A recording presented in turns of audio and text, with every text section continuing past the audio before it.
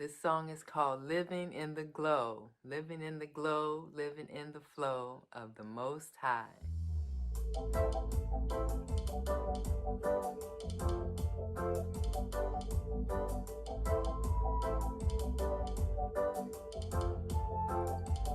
Ooh,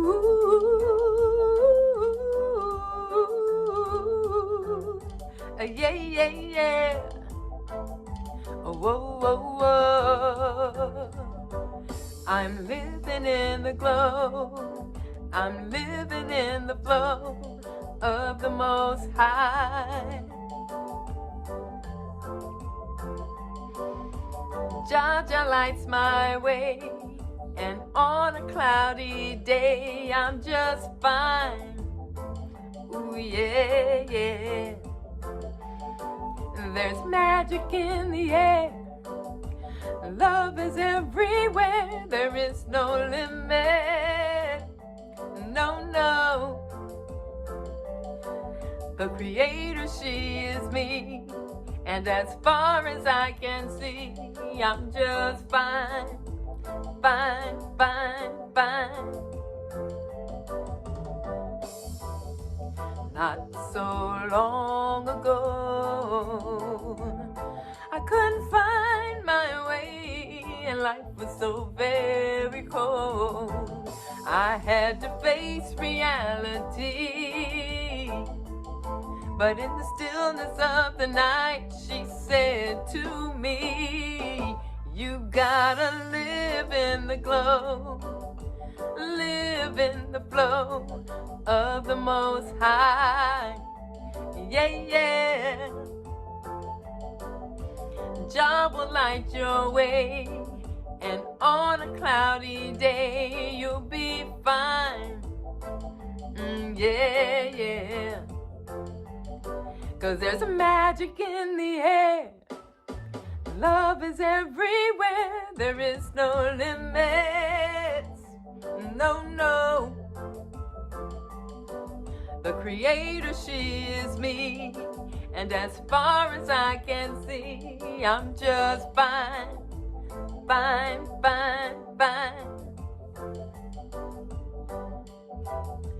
Now as the days go by, her voice was true, she never lied. There's so much more that you can do when you remember what you gotta do. You gotta live in the glow, live in the flow of the Most High. Yeah, yeah. Jah will light your way on a cloudy day. You'll be fine, you'll be fine, you'll be fine. 'Cause there's some magic in the air. Love is everywhere. There is no limits. No, no. The Creator is you, and in all that you do, you'll be fine, you'll be fine, you'll be fine. You'll be fine, you'll be fine, you'll be fine. You'll be fine, fine, fine, fine, fine, fine, fine. You'll be fine.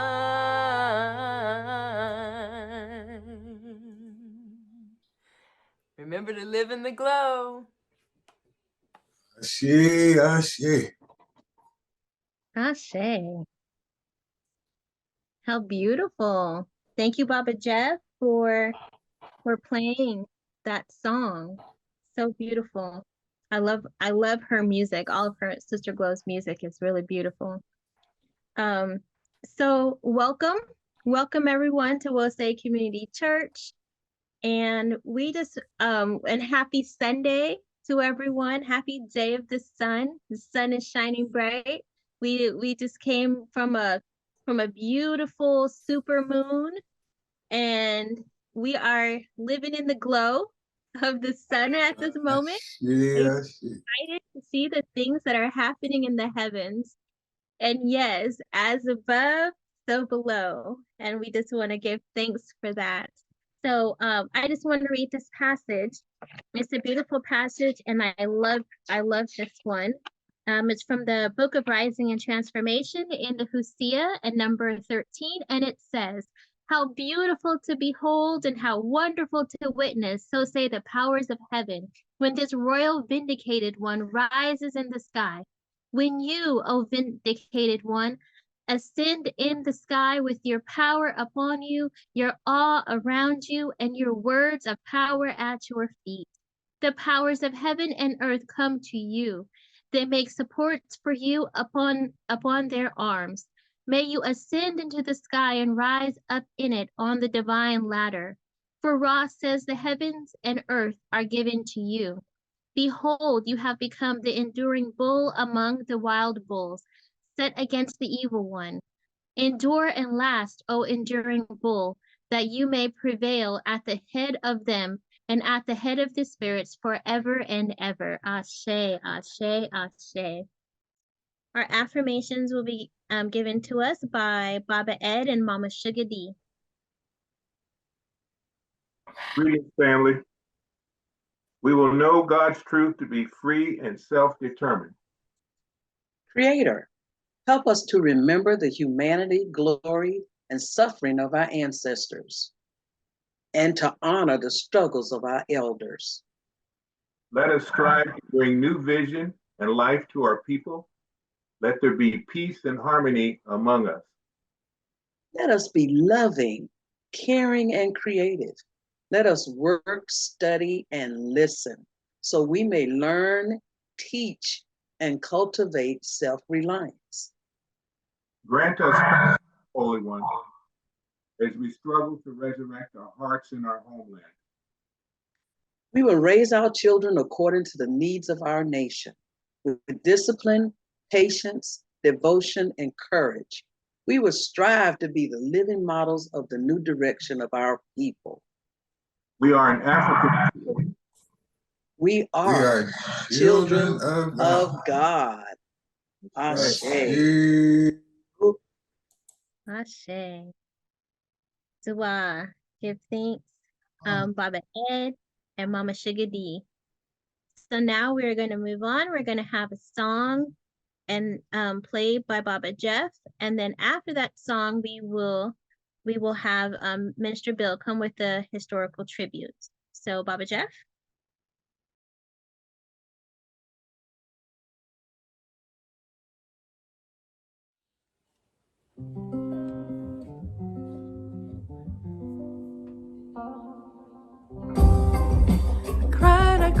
I cried when I heard the news. Another young person's life ended up too soon. But these reminders are for us to see how we must live each day in its entirety. We're often running from this place to that, forgetting to love and give thanks in the place where we're at. Families hardly eat together. Mom and dad working hard every day, trying to make it better. But ooh, let your heart be free. Take joy in who you be. Tomorrow is not promised to you. Live each waking day, give thanks in every way. To thine own self be true. Ooh. To thine own self be true. Yeah. Oh. I cried when I heard the news. People were warring and fighting, children killing themselves too, all for reasons they don't quite understand. Why some would take all created by another man's hand. Day to day can seem so hard to bear, but all the joy when you open up your heart to share and let your heart be free. Take joy in who you be. Tomorrow is not promised to you. Live each waking day and give thanks to thine own self. Oh, be true to thine own self, be true, and let your heart be free. Oh, to thine own self, be true, and let your heart be free.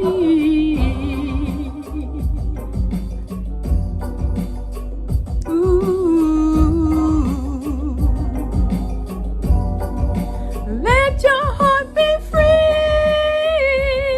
Oh, take joy in who you be. Yeah, let your heart be free. Oh, take joy in who you be. Yeah, ooh.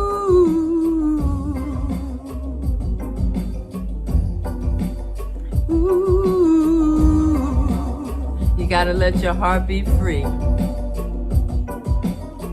My joy, your joy, your joy is my joy, your joy is my joy, your joy is my joy, your joy is my joy, your joy is my joy, your joy is my joy, your joy. Let your heart be free. Oh, take joy in who you be. Yeah. Ooh.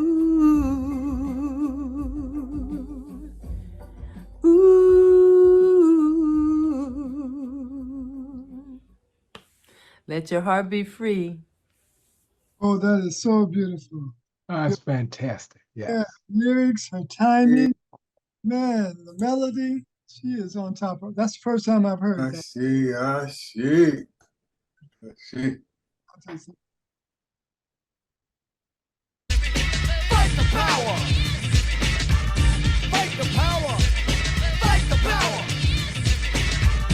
Fight the power! Fight the power! Fight the power! Fight the power! We got to fight the power! Thank you, Bob and Jeff. That perfectly sets the tone. Our historical tribute today,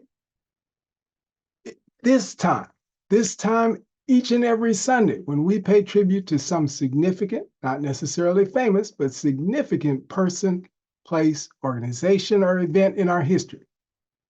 If we don't take time to remember what we've done, it will be forgotten. In reminding ourselves we've done great things in the past, we remember we can do great things in the future.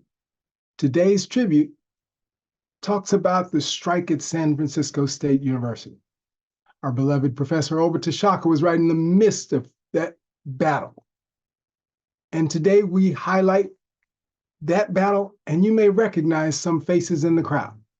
It's never been easy to fight the power. The power fights back brutally. But our ancestors, knowing the difficulty, knowing the danger, stood strong and fought and made a better world for you, for me, and for everyone else. Let's check it out. Hey,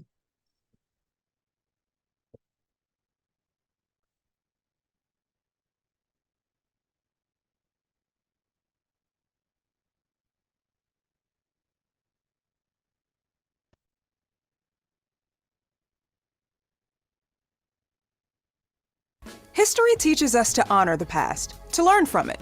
Well, what happens then if the history being taught in higher education doesn't encompass the whole story? Sometimes, students take it upon themselves to take back the power and disrupt the status quo.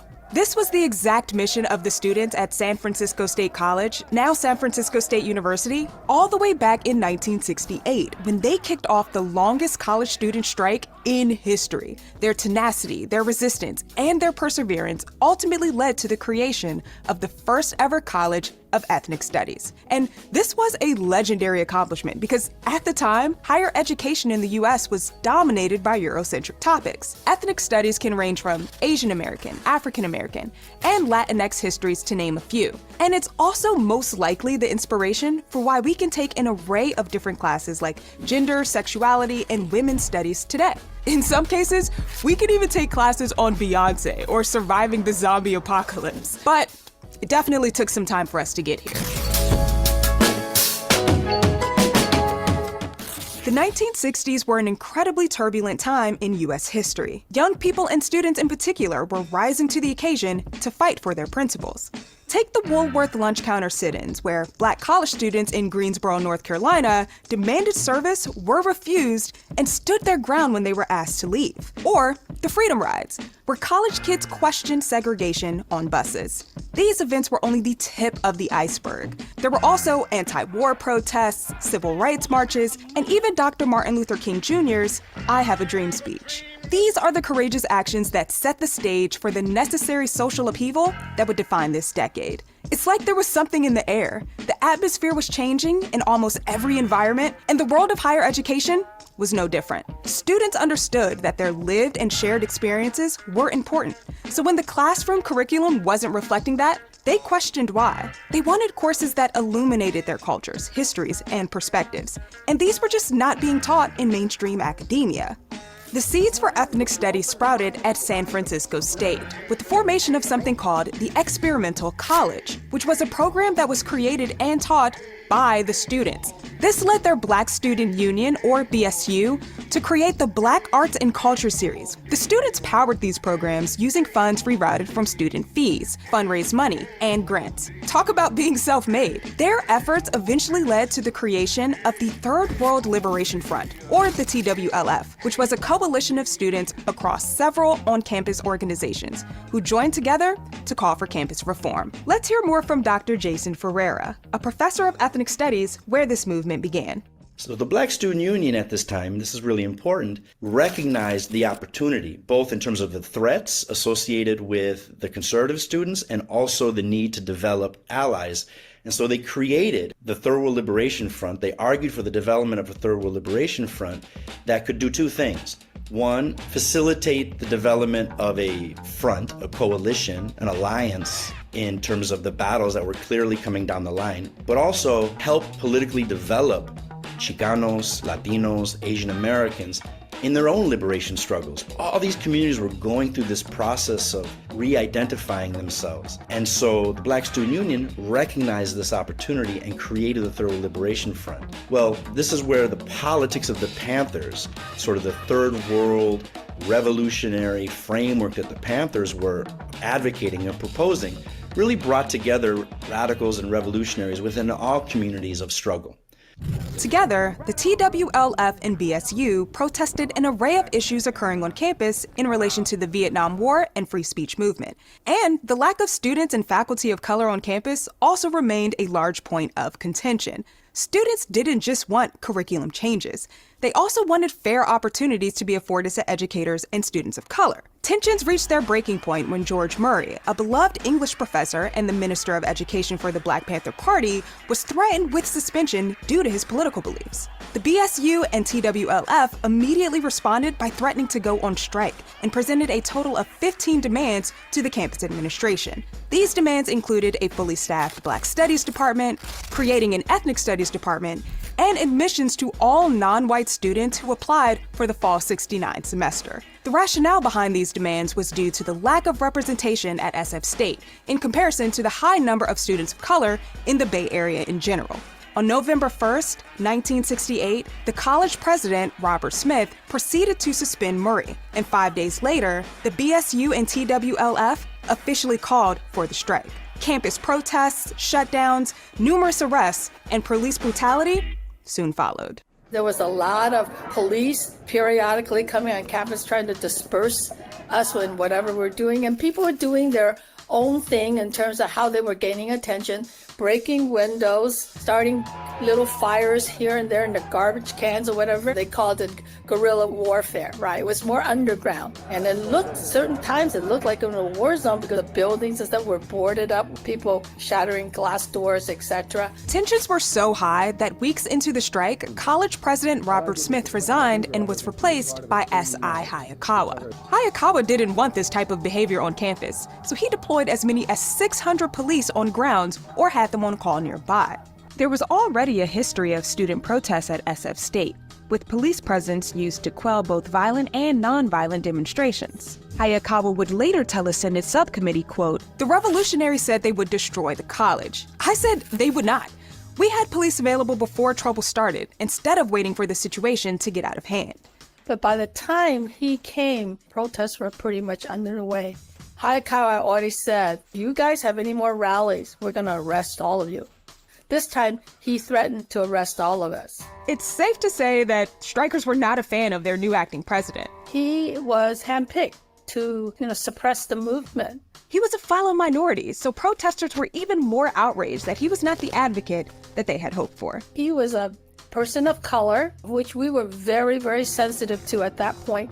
Not all the students at SF State were supportive of the protests. Some continued to attend class throughout the strikes, prompting BSU and the TWLF to continue to push for a united front. Amidst the opposition, the strike received support from non-students like the teachers union and the local community. Those 5 months were long and tumultuous for the students at San Francisco State College. And even though all of their demands were not met, a deal was negotiated, and the strike officially ended March 20th, 1969. The students were tasked with creating the curriculum for this new college, but as we now know, they were really true to this and not new to this. They utilized their skills in creating curriculum once again, for students by students, and the very first College of Ethnic Studies was up and running only a few months later. After the SF College strike, more marginalized communities gained visibility across college campuses. Shockingly, representation issues weren't unique to predominantly white institutions, but also affected historically black colleges and universities as well. The same year the SF College strike began in 1968, about 1,000 students at Howard University also demanded courses that were more qualitative to their experiences. And just like the students at SF College, Howard University protesters were victorious as well. They introduced the Department of African American Studies, with classes on culture, literature, jazz, and more. The benefits of ethnic studies programs go beyond increased campus diversity. The National Education Association found that both students of color and white students have benefited academically and socially from ethnic studies curriculum. More studies conducted throughout the years point to evidence that ethnic studies programs help students perform better in the classroom by contributing to higher grade point averages, attendance rates, and helping students outside the classroom improve their mental health and feelings of personal achievement. Ethnic studies programs empower students to become champions for their communities. We've seen it throughout history, from the Black Panther Party's free breakfast program to the Native American occupation of Alcatraz, and even today, where California college students operate Clínica Martín Baró, a student-organized free medical clinic for the community. Ethnic studies and present-day diversity, equity, and inclusion efforts share their foundation in the civil rights movement of the 1950s and 60s. And it could be said that the fight for ethnic studies laid the groundwork for inclusion efforts in universities over the past several decades. Both ethnic studies and DEI aim to be an equalizer in their respective spaces, and to course correct the societal norms of the past by validating the existence of different communities. They're designed to take a more holistic approach to key issues like bettering life on campus, diversifying the student body and faculty, and refining admissions policies. However, we find ourselves in a very different position in 2024. Several states are closing DEI offices and eliminating DEI training requirements. Higher education has and will always be a place for discussion, debate, and protest. It's a place for people to discover alternative points of view, express themselves in a variety of ways, and think deeply about the world around them. If these pivotal moments in our nation's higher educational history have taught us anything, it's that our actions and voices actually hold significant power. Power that can create resounding change. I'm Felicia for the win, and I'll catch you on the next episode.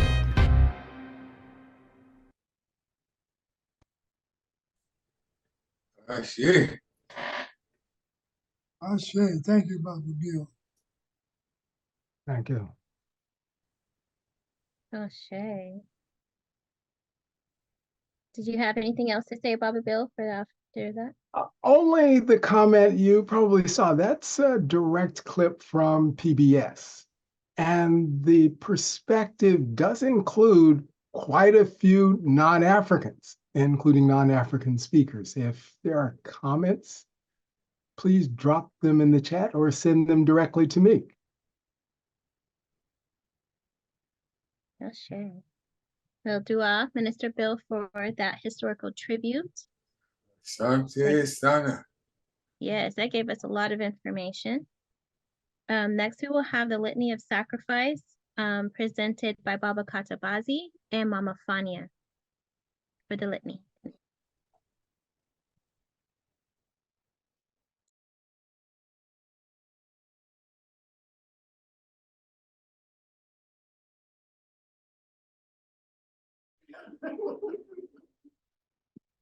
The way you go always try to get sick, so. Always. Go to the sacrifice. And, I can't see the screen, so I don't know if Mama Fania is out there or not. Oh, Mama Fania. Yeah, Let's see. With this litany of sacrifice. Litany of sacrifice is the time where we ask you for money. For helping us to continue to support this movement. For all the years that Put it closer to your mouth. we have been involved in this work, more than 40 years. And so we feel that we have earned that support. So, and then each week we come before you and we present you with exciting and insightful topics, very interesting and intelligent and passionate speakers to tell our stories. And so we feel that this is work that is worthy of support. And we need your support. And so we're asking for that support now. And before I move into the litany, I do want to read a verse of inspiration from the Lucia, which I like to do. And typically what I do, I open the book, and pretty much wherever the page open to, that's where I'll find something that speaks to me at that particular moment in time. This particular passage is from the book of Psalms. And it's on page 83 in the Lucia. And it's passage number 2. And it's the song for the priest of Ra, Neferhotep. And the passage says, generations pass away since the first day of creation, and other generations come in their places. The splendor of Ra rises in the morning and goes to rest in the west. Men begat and women conceive, and every nostril breathes air. Day dawns and the newborn go to their appointed places. Celebrate the days of rejoicing. Then, O priest, put the finest scents to your nose and garlands of lotus flowers around your neck and shoulders and on the body of your beloved sister who sits beside you. Set song and music before you and all evil things behind. Remember only joy until the day comes when you reach the port in the land that loves silence, and give bread to those who have no field, for so shall you gain a good name for the future. We give thanks for that passage, and there are many beautiful and insightful passages in the Hosea. And as always, I want to continue to encourage each and every member to acquire a copy of the Hosea for your personal library and read it and study it. We give, it's one of our sacred books. We give classes on it. And so that's my pitch on that. And as we go to the litany, we see a prayer, really. And it says, "Save us, O Holy One, by your name. Vindicate us by your might. Hear my prayer, divine protector. Listen to the words of my mouth. How can we repay the Holy One for the gifts that have been given to us? We will lift up the cup of salvation and call upon the God of our ancestors. We will fulfill our vows to our Creator in the presence of all our people. Gladly we bring our sacrifices to you. We praise your name, O Amen Ra, For it for it is good. good. Umoja, unity. We shall strive to maintain unity in the family, community, nation, and race. Kujichagulia, self-determination. We shall define, name, create, and speak for ourselves. Ujima, collective work and responsibility. We shall build and maintain our community together. Our brothers and sisters' problems shall be ours to solve together. Ujamaa, cooperative work and responsibility. Oops. Together we shall build and maintain our own businesses. And together profit. Is that what we want? Nia, purpose. We shall make our collective vocation the building and development of our community and the restoration of our people to our traditional greatness. Kumba, creativity. We shall do as much as we can in any way we can to leave our community more beautiful and beneficial than when we inherited it. Imani, faith. We shall believe with all our hearts in our Creator, our people, and the righteousness and victory of our struggle. Amen. Ra, Ashe. Thank you, Mama Pam.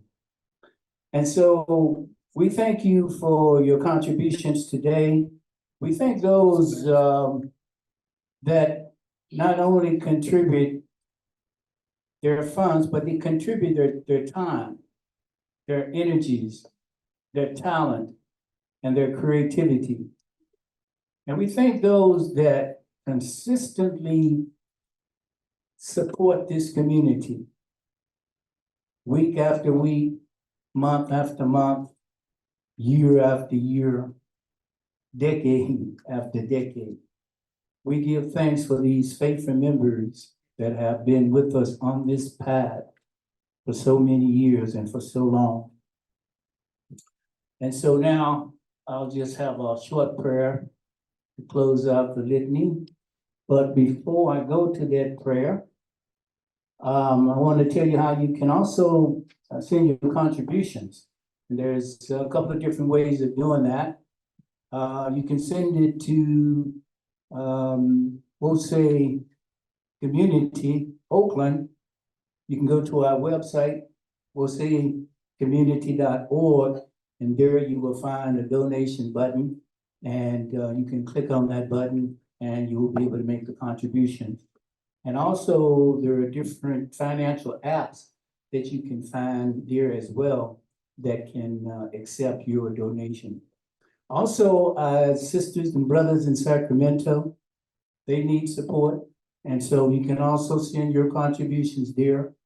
You go to their website, www.wosesac.org, and there you will find a donation button, and you will find other financial apps to accept your donations there.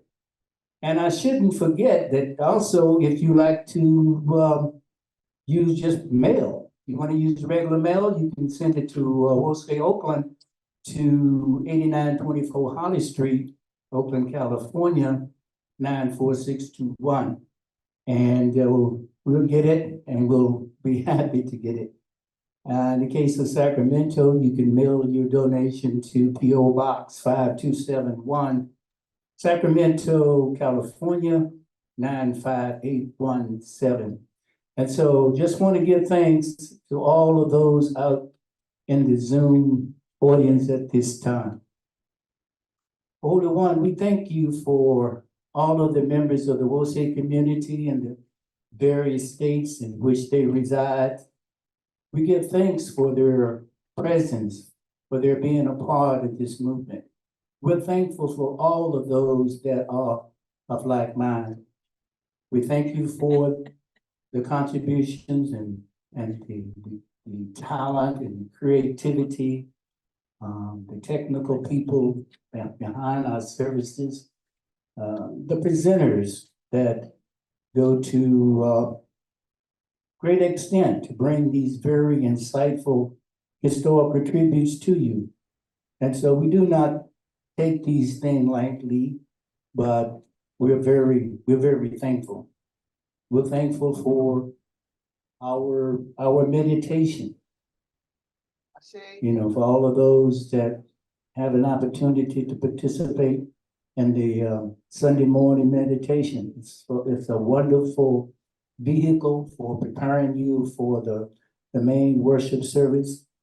And all of these things comes from the Wosay community is to bolster you up. Thank you. You know, to fill you with the spirit of the ancestors and the Creator, so that you will have the spiritual strength to walk in the world unafraid and with confidence.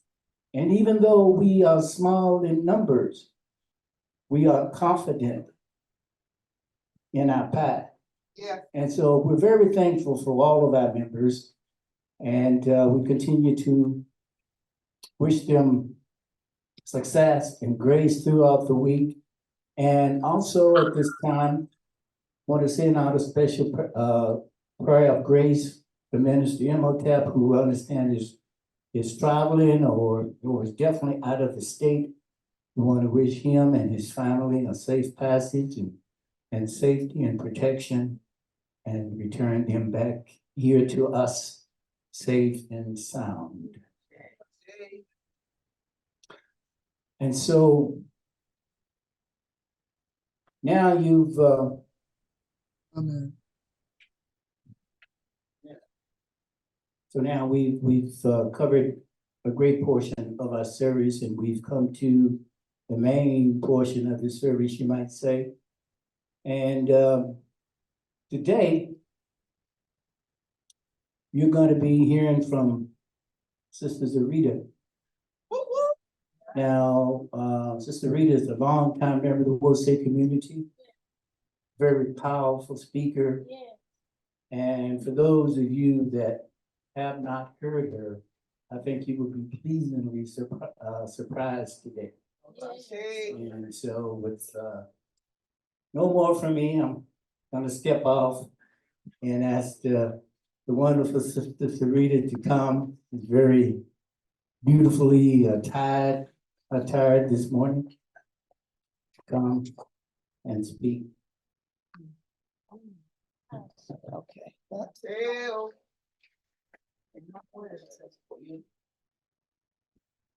God is good all the time. Can you say I don't think they can hear you. You gotta get in the mic.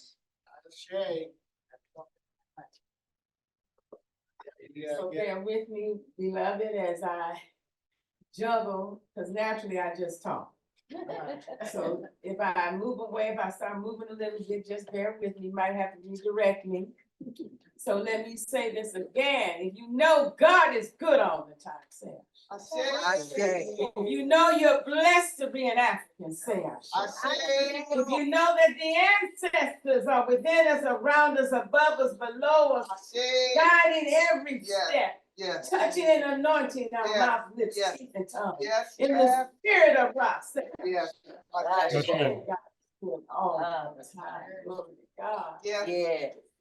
I want to begin with the word of prayer. Oh, Holy Mother, Mood, Amen, Ra, give you thanks right now.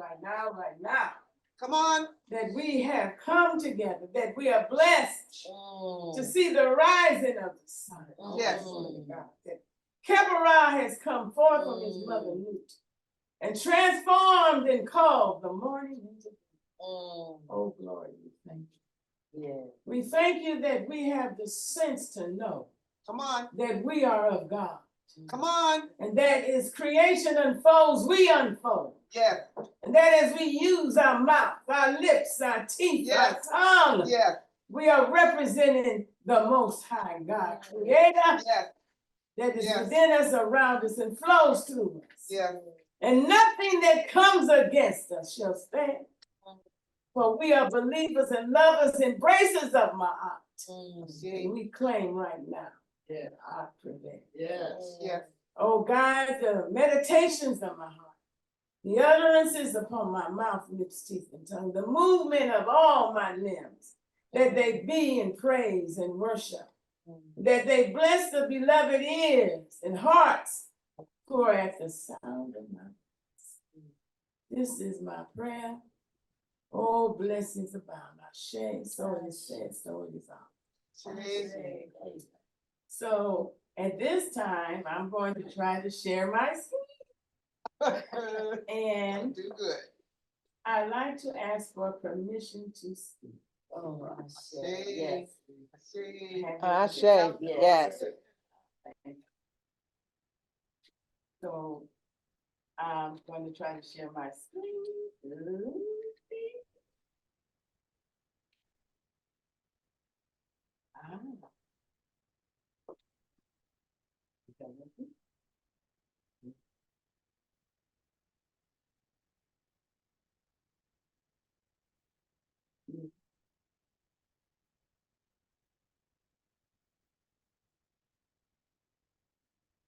Right.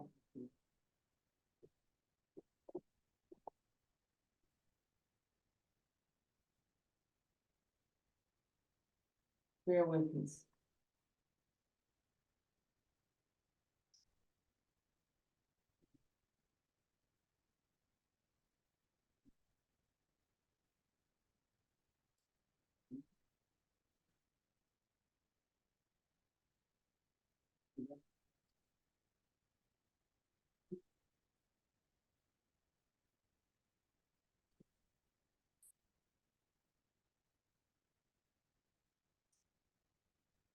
Will someone give me permission to share my screen, please?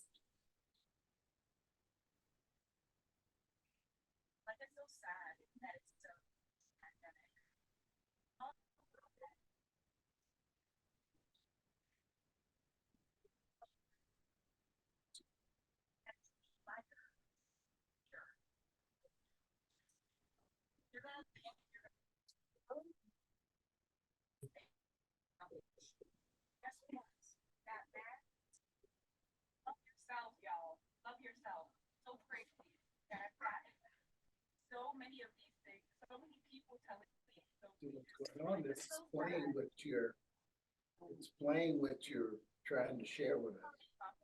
Playing it in the background.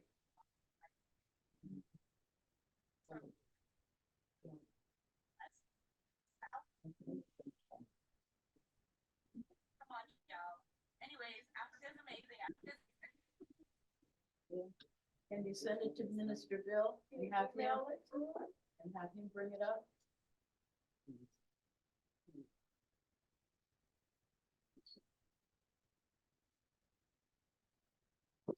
So I just have to talk. It looks like you were just given permission, Mama Zarita, so maybe now you can try it.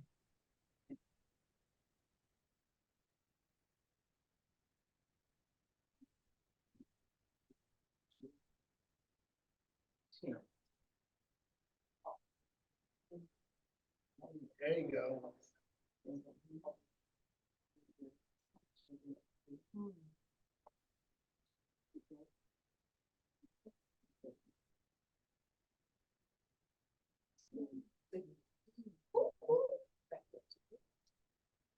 Okay, slides in view. Beautiful.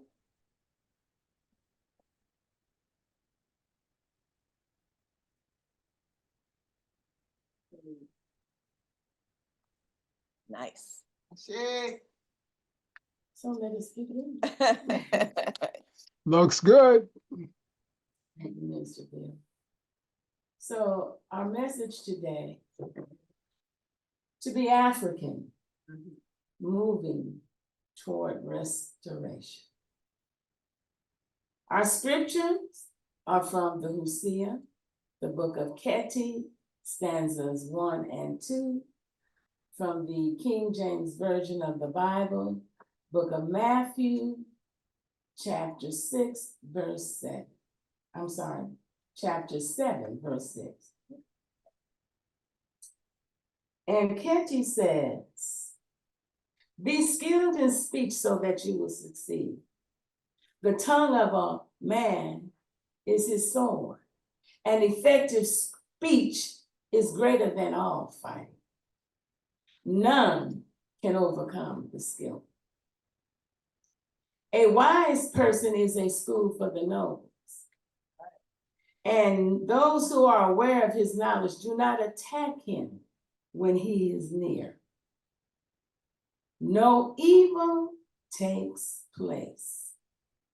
Truth comes in its essential form, shaped in the sayings of the ancestors. Beautiful. Stanza 2. Follow in the footsteps of your ancestors, for the mind is trained through knowledge. Behold, their words endure in books. Open them and follow their wise counsel.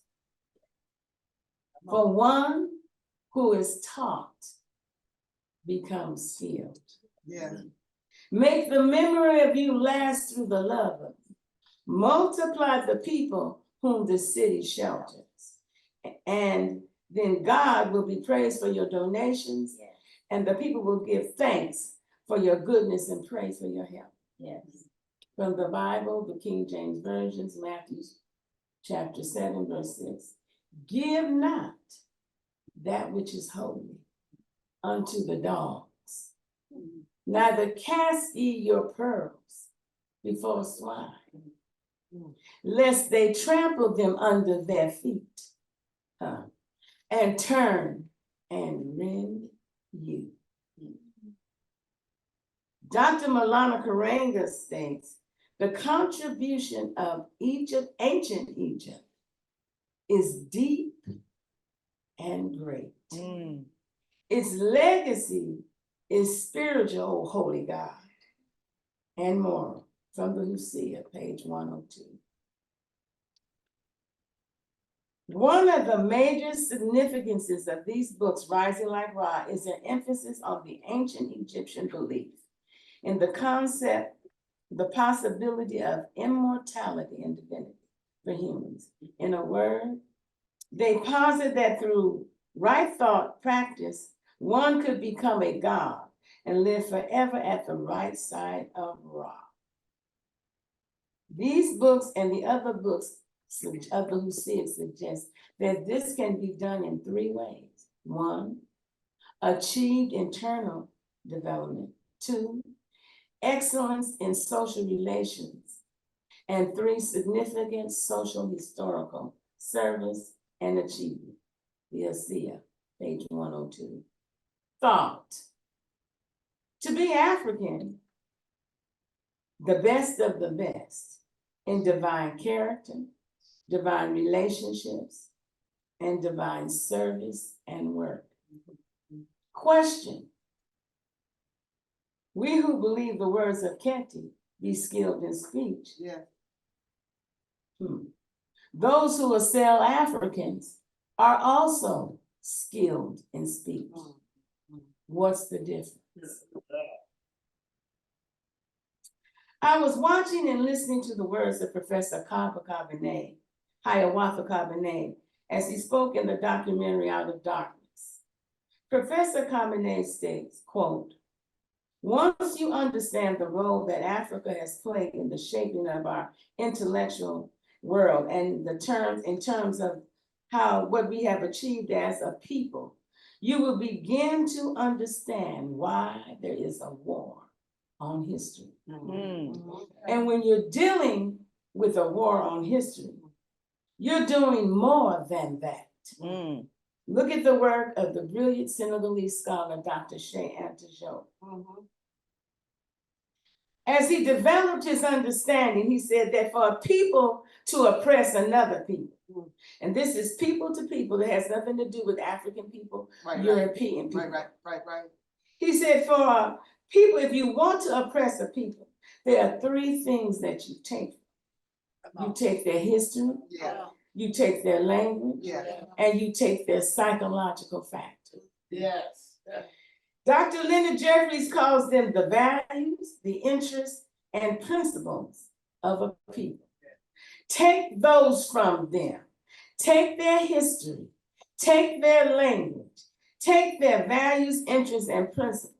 And then superimpose your history, your language, your values, your principles, and interests.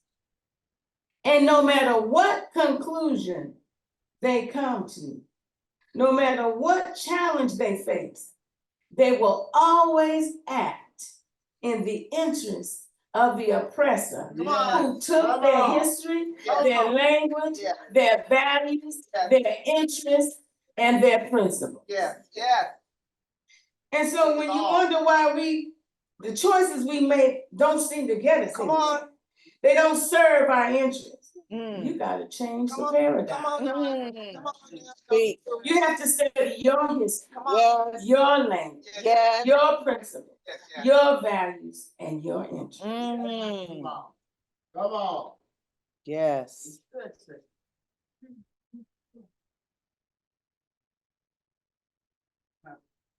This is a slide of Queen Califia. Yes. Queen Califia, there's a story about her. And the story comes from the novel Las Sergas de Espandia. It's a novel written by Garcia Rodriguez de Montalvo. Go on with it.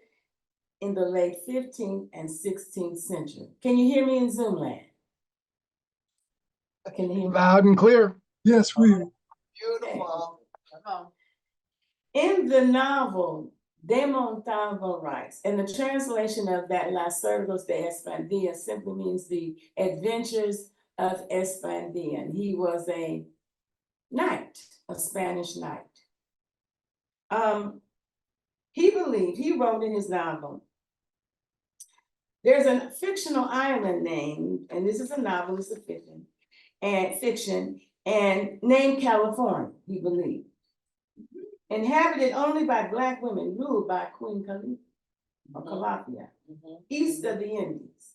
When the Spanish conquistador, Hernan Cortez, learned of an island off the coast of Western Mexico, believing the Pacific Ocean, when then called the South Sea, was much smaller than it turned out to be, the island seemed to be precisely to the east of the Indies, just as the island of California. Now, at that time, it hadn't been named California. Right. And he's following what this novelist wrote, coming from Spain all the way to the other side of the planet. Why? And so he goes there looking for this land, looking for African women, really wanting to go. And eventually, when they realized that the area is what we call today, it's a peninsula. They named it the Baja Peninsula. But the story is that there were African women there, fighter women, Amazon women. Look at the seal of the state of California. Does that look anything like what De Montalvo described? No. No, it doesn't. No. It's a distortion. Oh,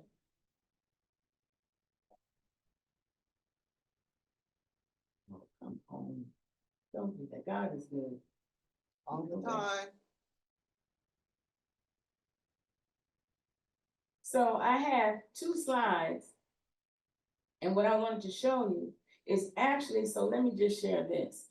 When I was teaching fourth grade, and one of the standards for fourth grade is California history. And so I was teaching about this distortion. And so we learned, I had to do a lot of research, a lot of work to get the artwork so that we could create the seal the way it was to represent it historically correct. Wow. Right. And presently right now in the city of Oakland, the Museum of California, I went there to look at what they were saying about Calafia. There's no image of her. They mounted an image of his novel, and it has a few words about being east of the Indies, but no portrayal of her. So I wrote to them. And they basically said that it wasn't their intention to discuss that. And so the distortion continues. So I was taught in one of my trainings to deconstruct, to reconstruct. And so what a teacher does is, whatever the language, whatever the image, after having done all the research, we present the image as in its historical representation, as it should be, and not the distortion. It takes a lot of work, money, because the materials are not there in the school. What's there in the school is the standard book. No Calafia, no discussion about Garcia Rodriguez de Montalvo, none of that. And so, as African people, that's what we have to do. We're gonna have to be innovative, creative. You might even fall asleep doing it, but you're gonna wake up. And you always come out better than when you started. Minister Bill wants to know, can you reload where it says reload? I don't know, let's see.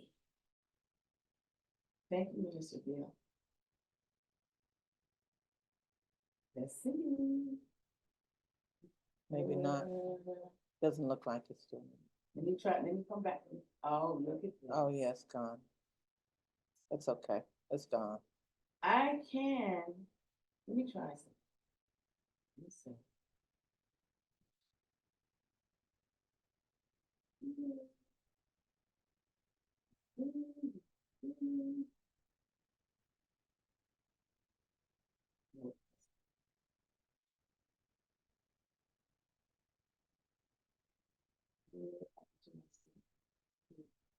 Okay. Okay, That's I'll try okay. to find it and go back to it later. You got to do your view. No, I'm gonna go back to. You're still on Zoom. You were still on Zoom. So. Let's go back to you.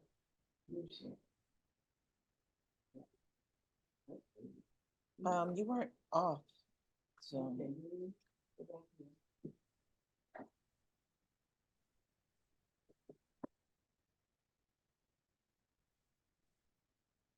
Oh, you still.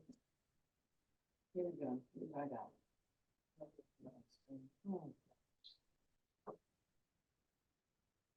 Bear with me.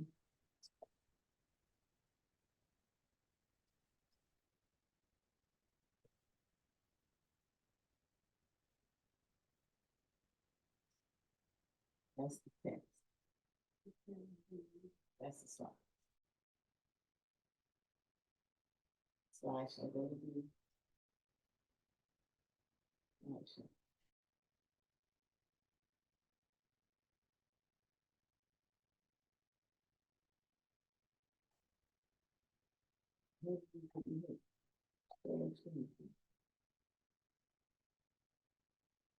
See, this is not funny.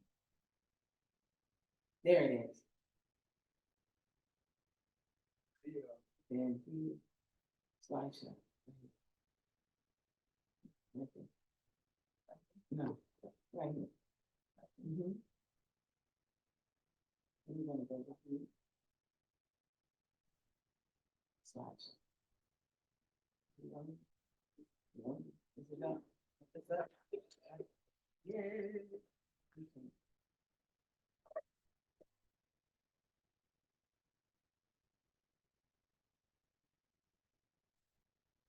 The work and research that is required to know, teach, and present the real from the unreal, to will the truth, to have faith in the ability of the teacher to teach the truth is required of us who are the best of the best.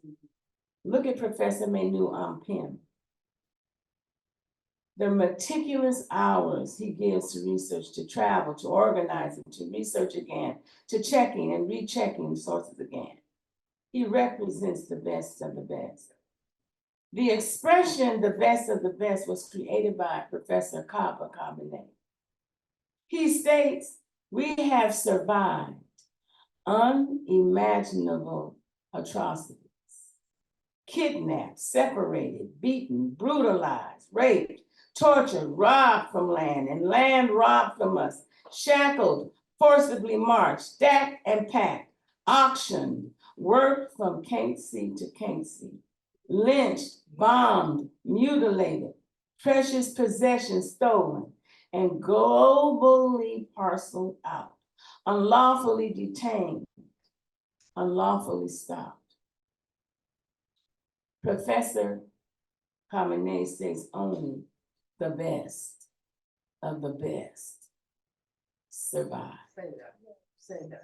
Only the best of the best survive.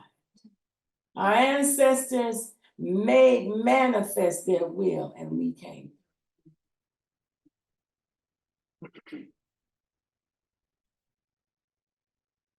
In my preparation for this message, I decided to share some information about the African hair industry. I chose our hair industry because of our successes, innovations, and challenges, and also because of my experiences within it that are endearing and historic. When I was a child growing up in Oakland, I had fond memories of the beauty shops and barbershops. The stylists and barbers were always African. I would watch in the salon, I would watch and listen to the conversations between the stylist and the salesperson about the hair product he was selling as I was getting my hair pressed. I recognized the product as Ultra Sheen. It was a jar filled with a bright yellow hair product. I knew it was made by the Johnson family in Chicago. I remember seeing the African-owned beauty supplies adjacent to the salons, and that was basically standard. If you didn't have a beauty salon, a beauty supply next to your salon, you had a salesperson coming in selling the product, always Black. It was with this memory that inspired me to drive to an East Oakland family barber salon and beauty supply on a Saturday afternoon. When I arrived, both enterprises were closed. The business next to the adjacent beauty supply stated, the business owner stated, that the proprietor is inconsistently present. Now that was odd because that was never the case. He was always there, but it had been some years. As I was returning to my car, a gentleman from inside came to the door of the barbershop. I recognized him as one of the sons of the business. I inquired if his dad was still operating the supply. He responded, no. I asked how business was. He stated that the barber salon was doing well. And I shared with him my memories.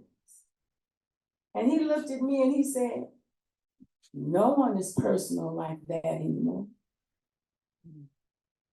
That is gone and will never come again. You do not see the shops like you used to. They are going into the homes for cuts and styles. I was deeply sad. Not personal like that.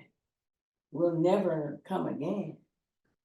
I continue to ponder about the words of the proprietor of the family barbershop. Maat is deeply personal. Those relationships that endured with our beauticians and barbers fed families, employed our people, and brought another generation into economic enterprise.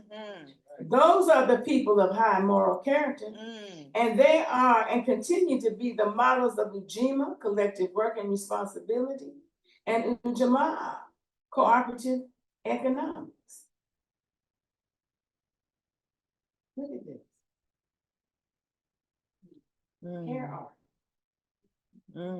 Hair art. Hair art.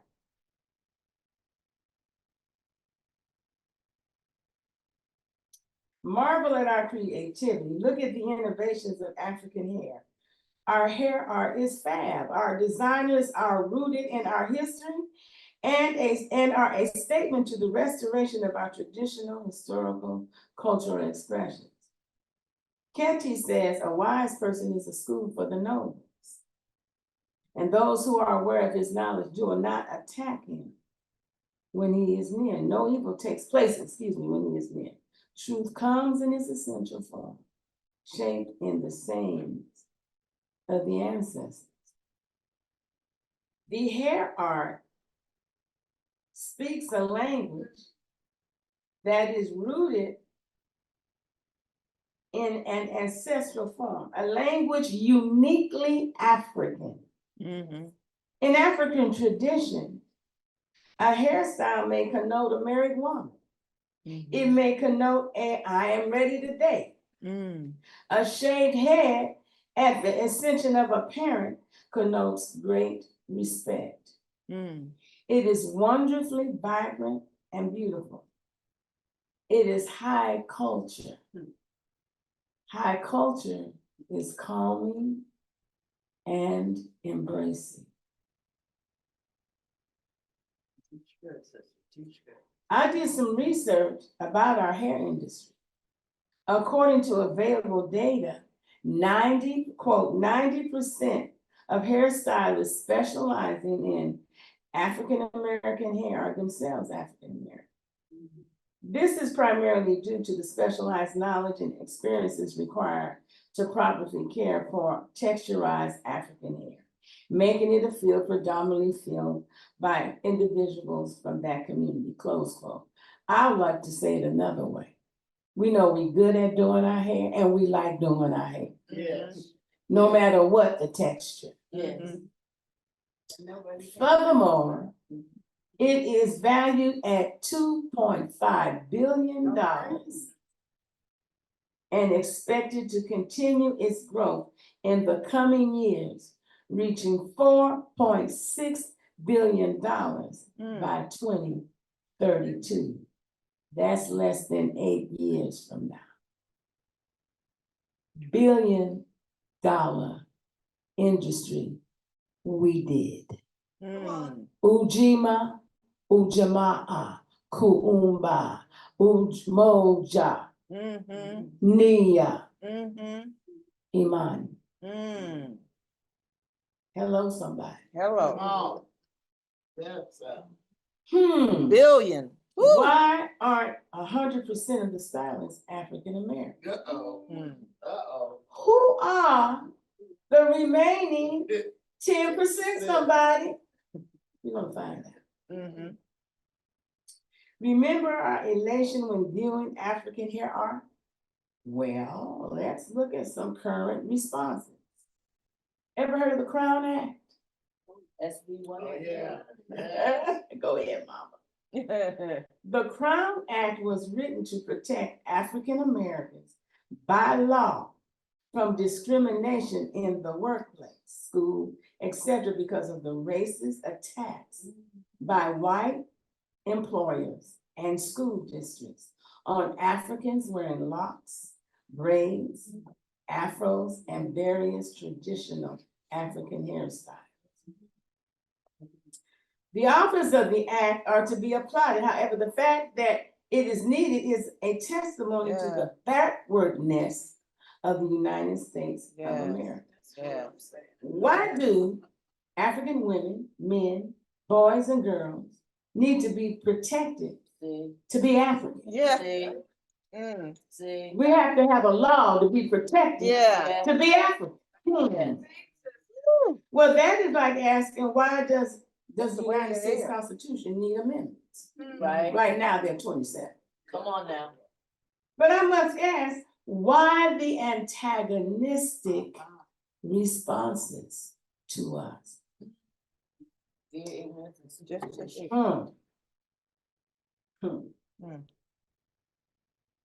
My dear sister, Dr. Frances Cress Welsing. And I'm going to take a minute and I want to pour a libation to her because I've dedicated this message to Mama, Dr. Frances Cress Welsing. Beautiful, beautiful.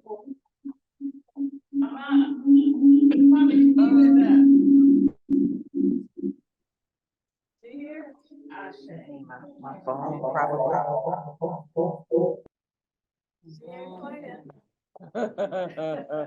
She's not playing. Okay. She is not playing. Dr. Frances Cress Welsing, Ashe, is our beloved ancestor. She is a renowned medical doctor, a general psychiatrist, and child psychiatrist. She states, quote, I have arrived at the point that the most important thing that we as Black people need to understand is the powerful dynamic of racism. I believe if we are going to move further into the 21st century and into the 22nd century and the 23rd century, that we have to have clear insight as to what this process is all about. I think it's said in the book of Isaiah, if there is no vision, the people will perish. Meaning we have to have a more global understanding of exactly what the forces are on this planet so we can actually do some short range planning as well as long range planning, close quote. Dr. Frances Cress Welsing concurs with Neely Fuller Jr. in his statement, racism, quote, racism is a system, close quote. He has identified 9 areas of people activity where this system functions: education, religion, sex, entertainment, war, counter-war, politics, labor, and law. The purpose of this system is to maintain the power equation of white over non-white. Dr. Cress Welsing states, one of the critical things is that we are told is that white is a majority, and we are told that non-white is genetic inferior. She points out that the ability of Black people to produce melanin is a genetically dominant trait. Think about those words. Whites are the majority. This is an example of the skillful use of speech to create a power dynamic that is totally false. It is a global presentation. All media presents this falsehood 24/7. Yes. Little is known about the global African presence by us or by the United States population. And give thanks to Asar Ranoko Rashidi, Asar, Dr. came before Columbus, Van Serta, with all of their work. We're getting there. But the truth is, among our people, we don't know. We don't know of our African presence. White is presented as larger than life. The white presence is presented as larger than life, and language is key to maintaining the false concept of white supremacy. Neely Fuller Jr. has authored a book, the United Independent Compensatory Code System concept, a compensatory counter-racist codified word guide. And in this book, he shows the language of racism, and he shows what language to use instead of it. We are skilled in speech. Those who create historical and contemporary distortions are also skilled in speech.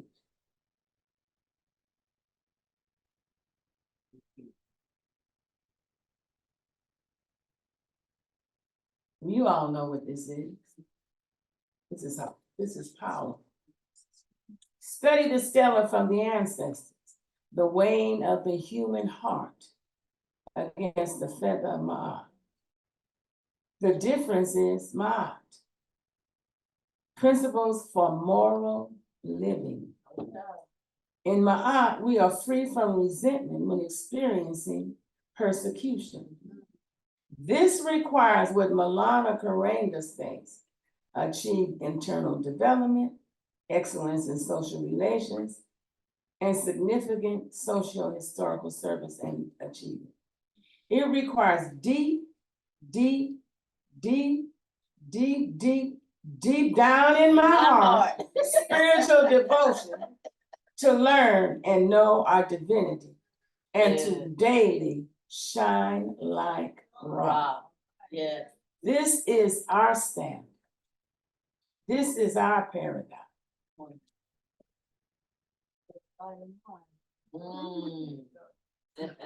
And this is a daily practice.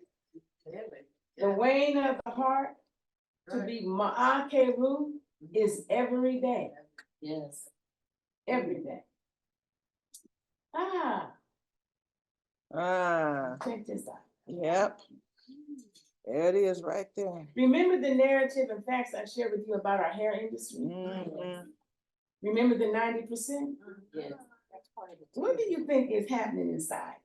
Yeah, I know. Come on, somebody. Those Asians doing black hair. And selling buku black products Watch this. for our hair. Yeah. I visited this enterprise. I went there. You know, all these lies. Is that in? They weren't happy to see me. Every chair was filled. What? All dryers were in use. Asian women were pressing the hair of African women. That's our fault.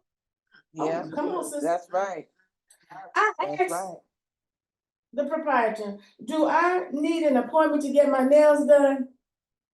We don't do nails in here. Why? They do what I have. Remember that $1 billion industry? Come on now. Some of that 10% like that. I was getting bigger than that too with them. Oh, God is good.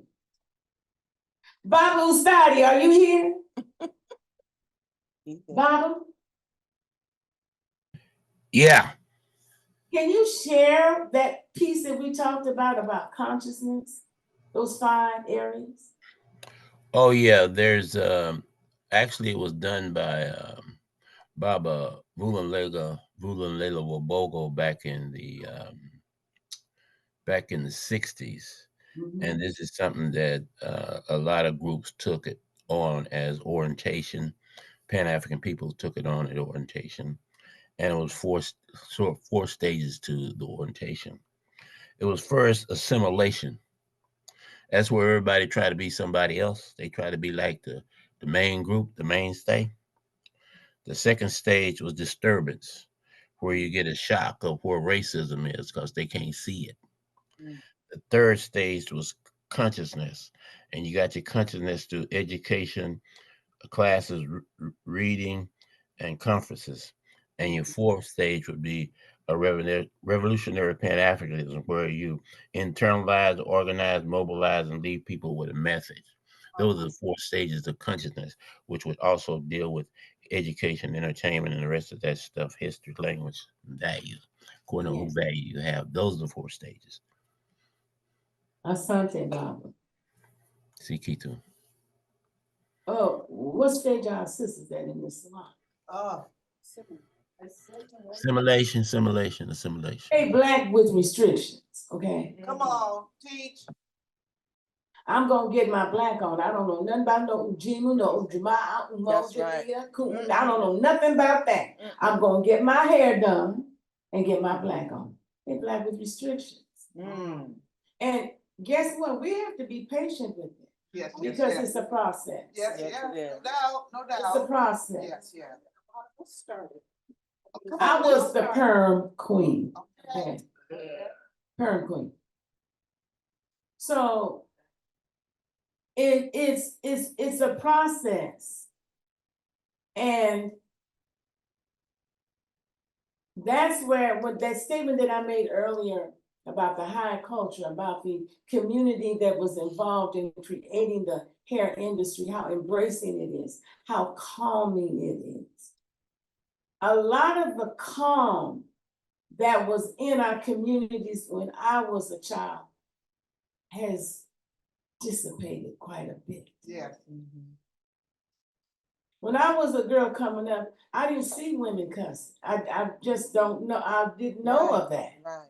I was 13 years old before I heard the B word. Didn't know what it was. Right. Calm. Dr. Chris Wilson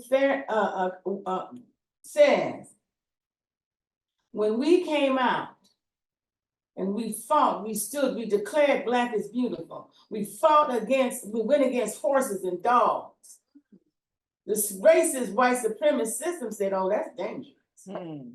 So here comes Superfly and all the other flies. Come on now. With the language. Men kicking and violent and brutalizing women. Language I had never heard. I was in my 20s when I saw it. Never heard before. It has become commonplace. Yes. And she said it's an annihilation of self-respect. Come on now. Yes. Check this out. In the land of what is your pronoun? What does that mean? Come on. In the land of what is your pronoun? Dick Gregory, I'm with him. Aside Dick Gregory and his wife Lillian gave their baby the name Miss. You're gonna call her Miss. All that is part of a breakdown of self-respect. Because in our paradigm, we say Mr., Miss, Mrs. We respect our elders. Yeah.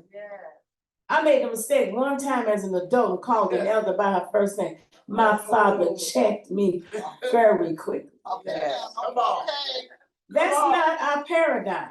Right. We are not asking, what is your pronoun? Come on now, teach. Come on. Teach. Come on. That's not us. No. Well. And so, Assimilation. Yep.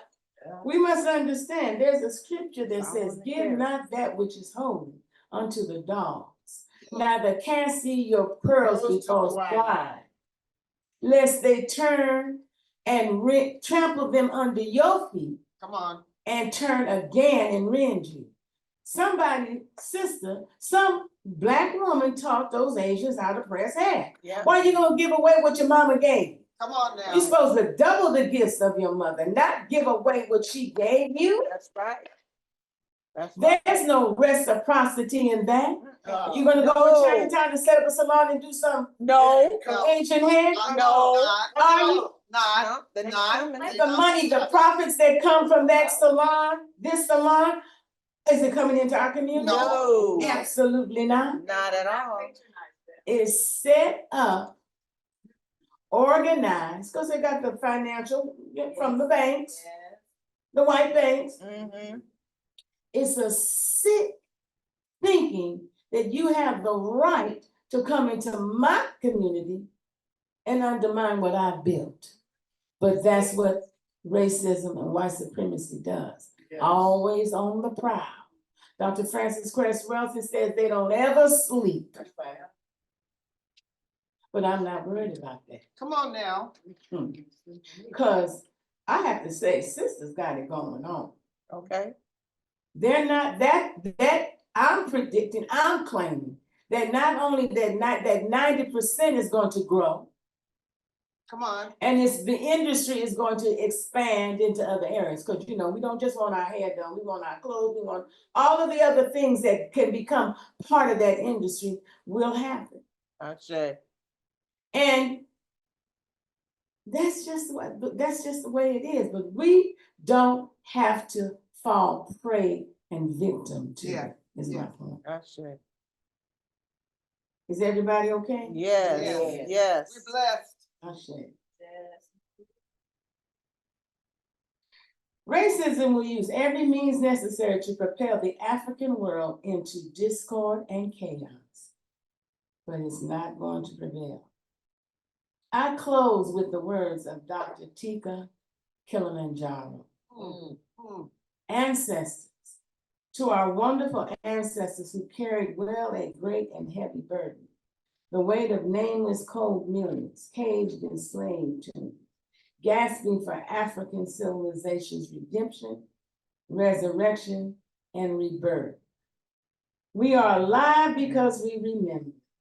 And we remember because you are alive in us. Elders, to our honorable elders who with far more years behind us than in front of us, led us to climb slopes of the highest mountains. You did what you had to be done. You made things right that were wrong. Yes. And were not wrong on things that were right. Ashe. Ashe. We can win now because of you. Ashe. Ashe. Youth, to our extraordinary youth who are the initiators, the ones who see farthest, feel deepest, and prepare hardest. The future is yours, but only if you seize it. Ashe. True to that. We are the best of the best.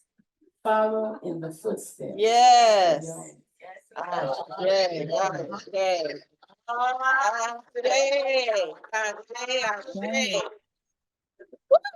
Dua, Sante Sana.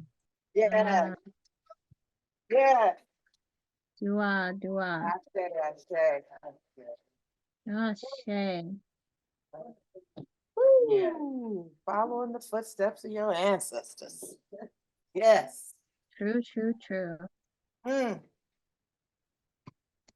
Give thanks and praises. Give thanks and praises. We want to, at this time. That's what I do. Can you hear me? Or Yes. okay. We at this time, thank you.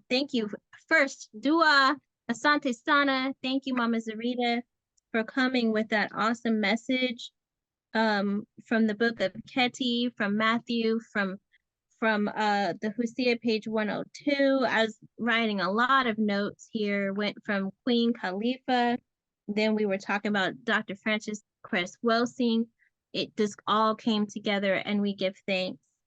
Now it's our time for our invitation.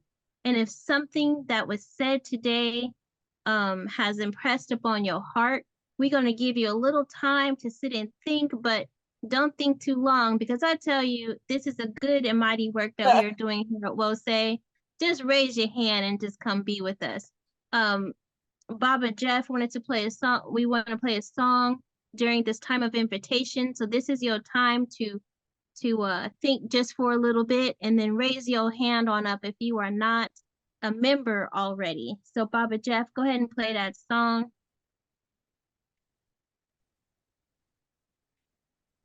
Oh, there's someone that has raised their hand. Hey. This is a Soulfire production. Soulfire reggae. Something beautiful's gonna happen to me. I feel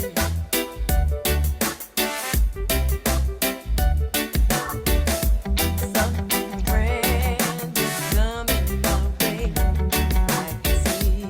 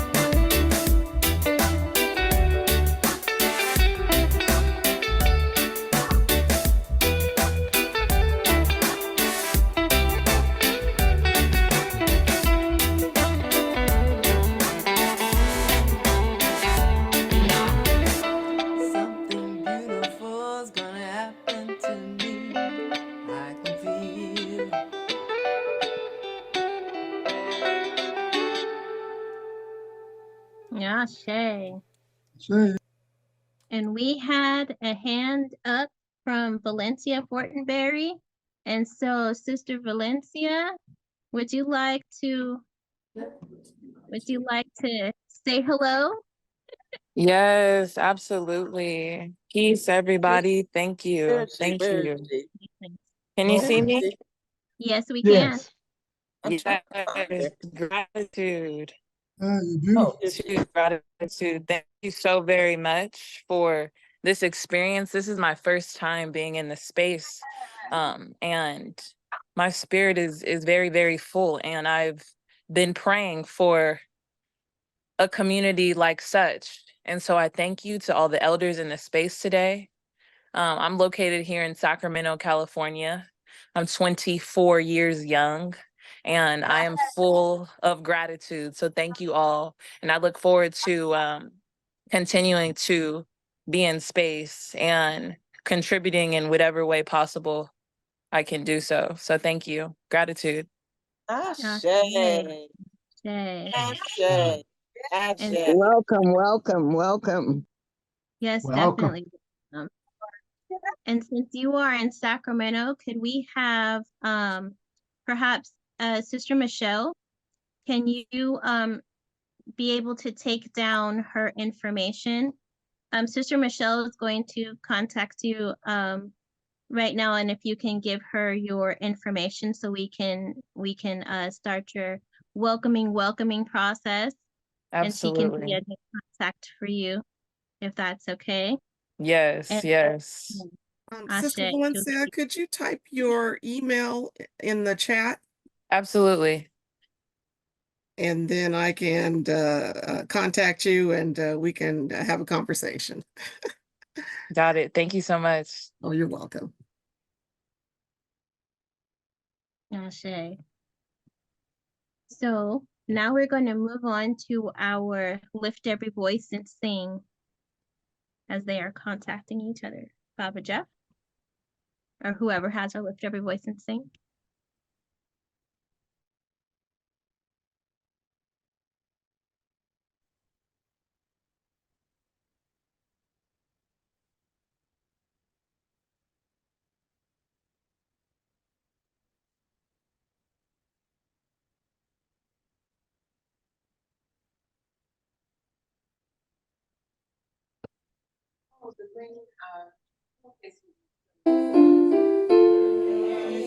Earth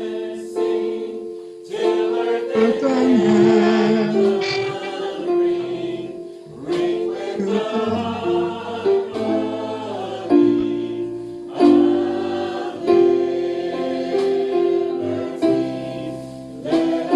earth and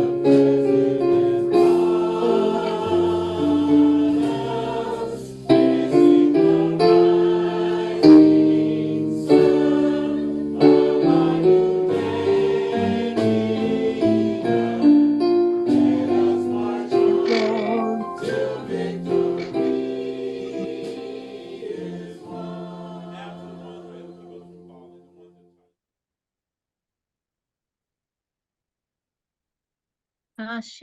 Now unto the ones who is able to lift us up faultlessly before the throne on high. May they empower us to be one people One people. with one aim, One aim. one destiny, One One destiny. destiny. one love, One One love. love. one heart, One heart. and one God. One One God. God. And let us call upon the name of that one God as our ancestors and elders have done countlessly and for time immemorial. Let us all say, on whatever key that you may,